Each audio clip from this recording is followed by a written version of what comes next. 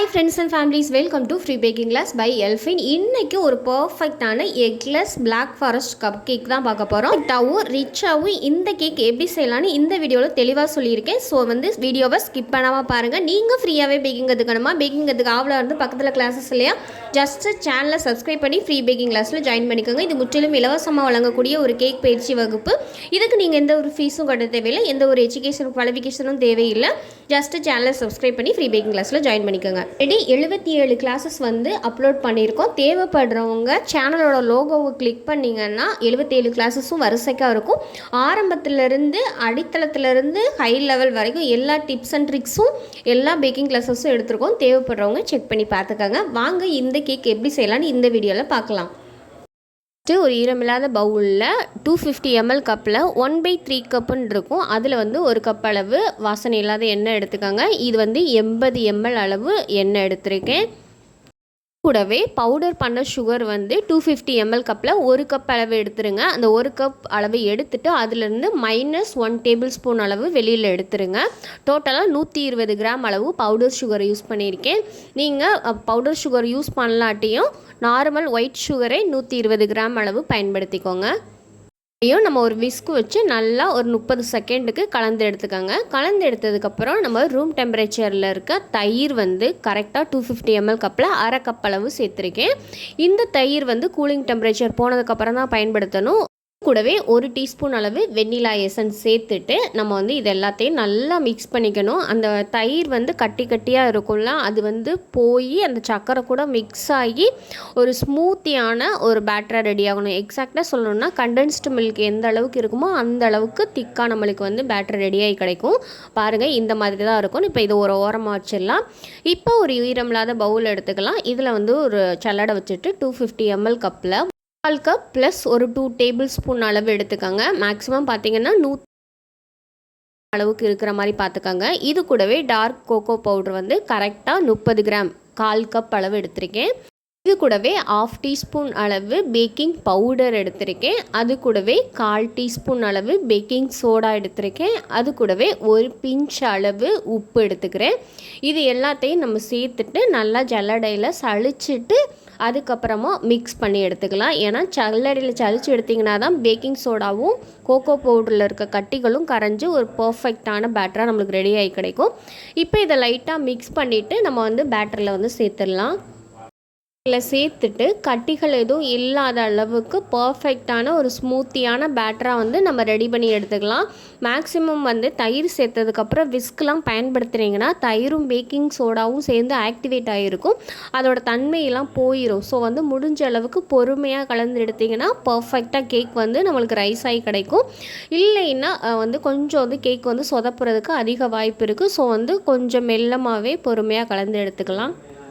கலந்து எடுத்ததுக்கப்புறம் காய்ச்சி ஆற வச்ச பால் 2 டேபிள் ஸ்பூன், அதாவது 20 ml அளவுக்கு பால் நான் சேர்த்துருக்கேன். பாலை சேர்த்துட்டு நல்லா மிக்ஸ் பண்ணி எடுத்திங்கன்னா ஒரு ப்ரௌனி பேட்டர் மாதிரி நம்மளுக்கு ரெடி ஆகி கிடைக்கும். அந்த அளவுக்கு பேட்டர் கொஞ்சம் வெண்ணிலா கேக் பேட்டர் கொஞ்சம் தண்ணியாக இருக்க மாதிரி இருக்கும். ஆனால் எக்லெஸ் சாக்லேட் கேக்கு கொஞ்சம் கெட்டியாக இருக்க மாதிரி தான் இருக்கும்.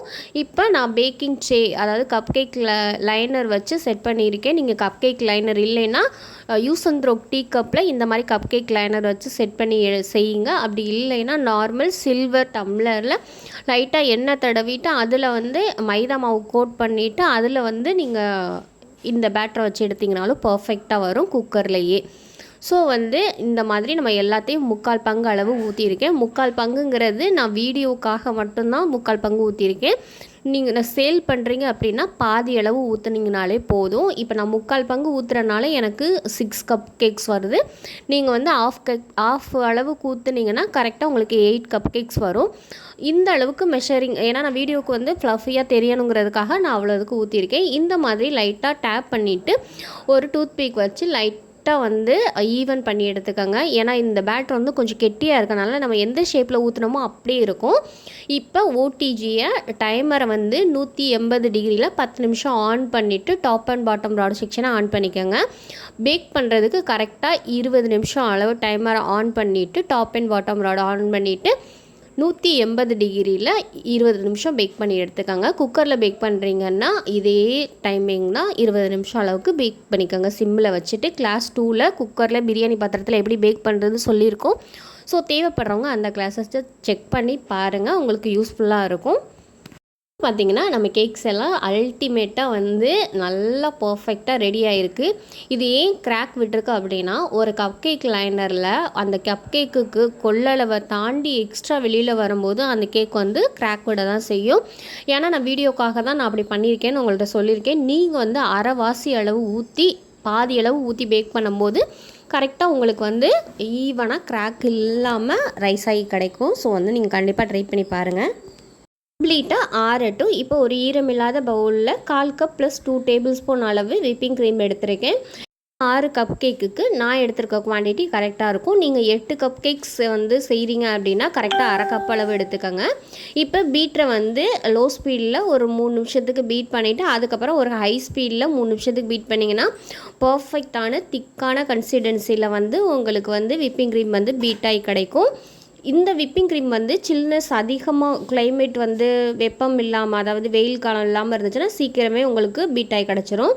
பாருங்கள், இந்த அளவுக்கு நம்ம பீட் பண்ணி எடுத்ததுக்கப்புறம் பீட்டரை ஆஃப் பண்ணிவிட்டு நீங்கள் வேணும்னா இதில் வந்து கோகோ பவுடர் சேர்த்துக்கலாம். நான் வந்து ப்ளெயினாக தான் வச்சுருக்கேன். ஏன்னா இந்த சாக்லேட்டுக்கு ஆல்ரெடி இது கீழே இருக்க கேக் வந்து எக்லெஸ்னால் அதிக அளவு கோகோ பவுடர் இருக்கிற மாதிரி இருக்கும். ஸோ வந்து இதில் கோகோ பவுடர் ஆட் பண்ணணுங்கிற அவசியம் நம்மளுக்கு இல்லை. இப்போ நான் வெறும் விப்பிங் க்ரீம் மட்டும் தான் பயன்படுத்த போகிறேன். இந்த அளவுக்கு நம்ம பீட் பண்ணதுக்கப்புறம் ஒரு ஓரமாக எடுத்து வச்சிடலாம். கப் கேக்கை எடுத்துக்கோங்க. இந்த மாதிரி நாசில்ஸ் இருக்கும்ல, அதை வச்சு சென்டரில் வந்து நீங்கள் ஒரு ஹோல் மாதிரி போட்டுக்கோங்க. பாதி அளவு நாசிலை உள்ளே இறக்குனீங்கன்னா பாதி அளவுக்கு கேக் வந்து அந்த நாசிலுக்குள்ளே வந்துடும். உள்ளே வந்து ஹோல் மாதிரி இருக்கும். இந்த இதில் வந்து நம்மளுக்கு ஃப்ளேவரான எந்த ஃப்ளேவரையுமே நம்ம உள்ளே கொடுத்துக்கலாம்.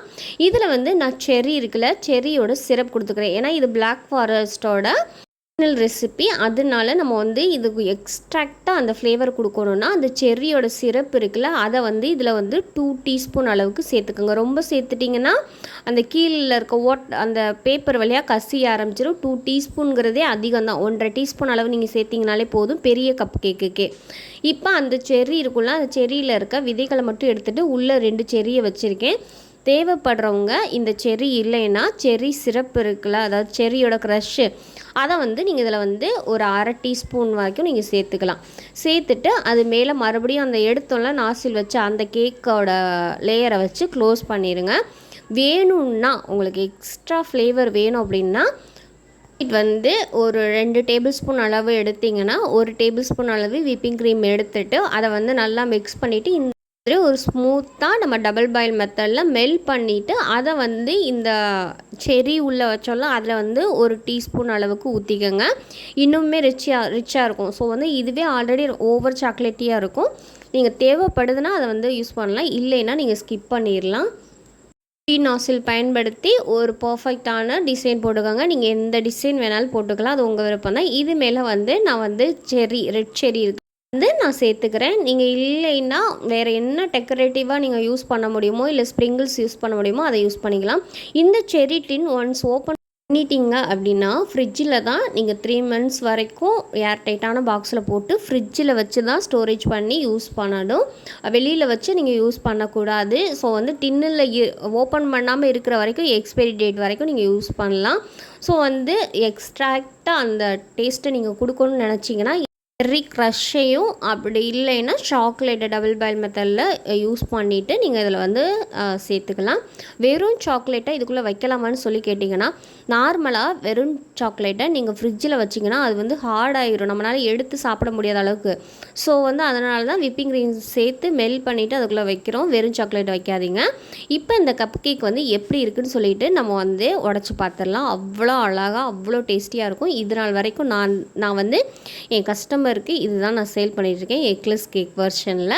ஸோ வந்து அவ்வளோ க்ளீனாக, அவ்வளோ ஸ்மூத்தியாக, அவ்வளோ டேஸ்டியாக, அவ்வளோ டெக்ஸ்சராக இருக்கும். எக்கு கேக்கு கூட கொஞ்சம் அப்படியே ஸ்ப்ரிங்கு மாதிரி இழுக்கிற அளவுக்கு வரும். ஆனால் இது வந்து அப்படியே சாஃப்டாக பொலன்னு உதிர்ற அளவுக்கு இருக்கும்.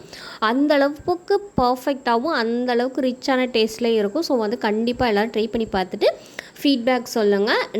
எங்களுடைய சேனல் உங்களுக்கு பிடிச்சிருந்துச்சின்னா லைக் பண்ணுங்கள், ஷேர் பண்ணுங்கள், கமெண்ட் பண்ணுங்கள், சப்ஸ்கிரைப் பண்ணுங்கள். பக்கத்தில் இருக்க பெல் ஐக்கானை கிளிக் பண்ணி ஃப்ரீ பேக்கிங் கிளாஸில் பண்ணிக்கோங்க. இந்த ரெசிபியை ட்ரை பண்ணிவிட்டு கமெண்ட் பாக்ஸில் சொல்லுங்கள். தேங்க்யூ.